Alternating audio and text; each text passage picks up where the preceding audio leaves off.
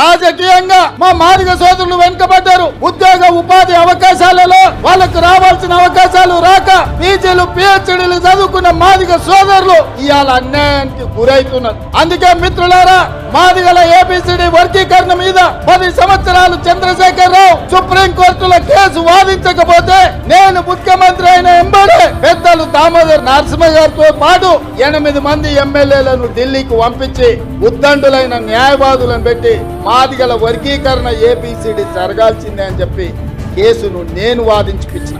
శాసనసభలో వర్గీకరణ చెయ్యాలి అని కొట్లాడితే ఆయనలో సంపత్ కుమార్ తో పాటు నన్ను మార్షల్స్ పెట్టి పోలీసులను పెట్టి గొర్రెలు నీడ్చినట్టు ఈడ్చి బయట పడేసిండు చంద్రశేఖర్ రావు.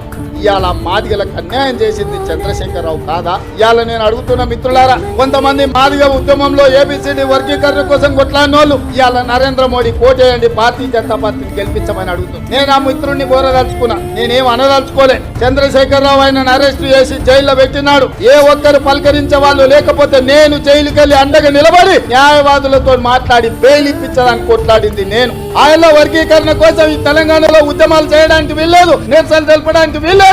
పోలీసుల నిర్బంధాలు కొనసాగుతుంటే పరేడ్ గ్రౌండ్ లో ధర్మయుద్ధం కార్యక్రమానికి అండగా నిలబడి ఆయల్ల మాదిగల వర్గీకరణకు అండగా నిలబడి వర్గీకరణ జరగాల్సిందే, మాదిగలకు న్యాయం చేయాల్సిందే అని చెప్పి అండగా నిలబడ్డది నేను. అందుకే ఇవాళ సోదరులారా, ఈ వేదిక మీద ఉంటున్న మాదిగ సోదరులకు నేను చెప్తున్నా, సిరిసిల్ల రాజయ్య గారిని ఫైనాన్స్ కమిషన్ చైర్మన్ చేసిన, అట్లూరి లక్ష్మణ్ ని విప్ గా అసెంబ్లీలో వేసిన, పాల్వాయి రజనీ కుమార్ ని తెలంగాణ పబ్లిక్ సర్వీస్ కమిషన్ లో మెంబర్ చేసిన, Preetham Kumar SC department chairman గా కాంగ్రెస్ పార్టీలో పదవులు ఇచ్చిన, ఇవాళ నా పేసీలో ఐఏఎస్ అధికారి సంగీత సర్వే సత్యనారాయణ సెక్రటరీగా నా పేసీలో ఉందంటే ఒక మాదిగ బిడ్డకు అవకాశం ఇచ్చింది. ఇవాళ మిత్రుడు సంపత్ కుమార్ ఏఐసిసి సెక్రటరీగా మహారాష్ట్రకి ఇన్ఛార్జ్ గా ఈ రోజు వారు ఏఐసిసి సెక్రటరీగా ఉన్నారు. దామోదర్ రాజ నరసింహ గారు మంత్రివర్గంలో మంత్రిగా ఉన్నారు. ఇవి సరిపోతాయండి? ఇవి సరిపో. నాకు తెలుసు మీ జనాభా ఎంతుంది, మీకు ఇన్నాళ్ళు జరిగిన అన్యాయం ఏంది,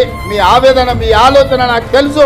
అందుకే రేపు రాబోయే రోజుల్లో పార్టీ తీసుకోబోయే నిర్ణయాలలో, పార్టీ నియామకాలలో మాదిగ బిడ్డలకు న్యాయం చేసి మీకు సముచితమైన స్థానం కల్పించే బాధ్యత కాంగ్రెస్ పార్టీ తీసుకుంటుంది. మల్లికార్జున్ ఖర్గే గారు తీసుకుంటారు. సోనియామ్మను ఒప్పించి మెప్పించి వర్గీకరణను పార్లమెంట్ లో చట్టం చేసే బాధ్యత ఇవాళ కాంగ్రెస్ పార్టీ తీసుకుంటుందని చెప్పి మాదిగ సోదరులకు చెప్పగలుగుతారు.